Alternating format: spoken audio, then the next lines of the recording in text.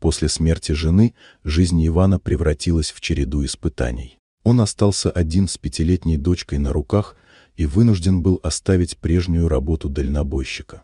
Ребенок нуждался в постоянном внимании, а график в дороге был слишком беспощаден. Единственным вариантом стала работа уборщиком в элитной частной школе, где обучение могли позволить себе только самые обеспеченные семьи.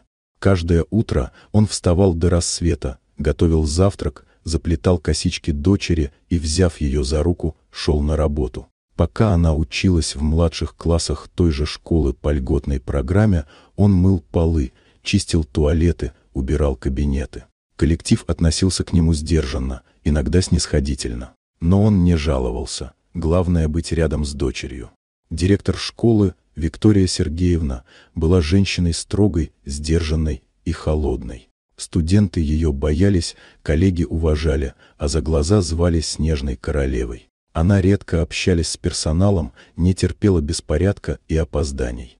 Однажды Иван случайно услышал, как она ругала сотрудника за грязные окна. Не дожидаясь распоряжений, он пришел вечером и перемыл их все до блеска. Утром директор заметила и даже удивленно подняла бровь первый раз за долгое время.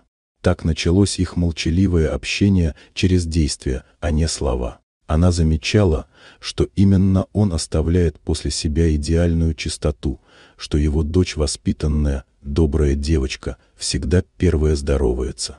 А потом как-то задержалась после собрания и увидела, как Иван учит дочку делать домашнее задание прямо в подсобке. В ее взгляде впервые промелькнуло что-то теплое. Постепенно между ними завязалось общение. Сначала редкие короткие фразы, потом обеды на одной скамейке в школьном саду. Оказалось, что Виктория была одинока, все отдав работе, боясь снова довериться кому-то после личной драмы. Иван не спешил, он просто был рядом честный, заботливый, искренний. Со временем она все чаще ловила себя на мысли, что ждет его появления в коридоре. И вот однажды, в тихий весенний вечер, она подошла к нему после смены.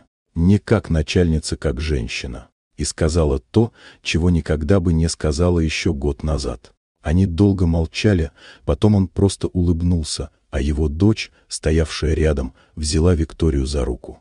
С тех пор жизнь Ивана изменилась. Он больше не был просто уборщиком. Он стал любимым.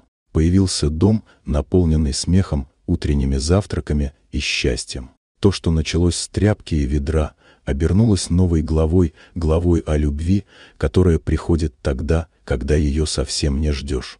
Вот такая удивительная история.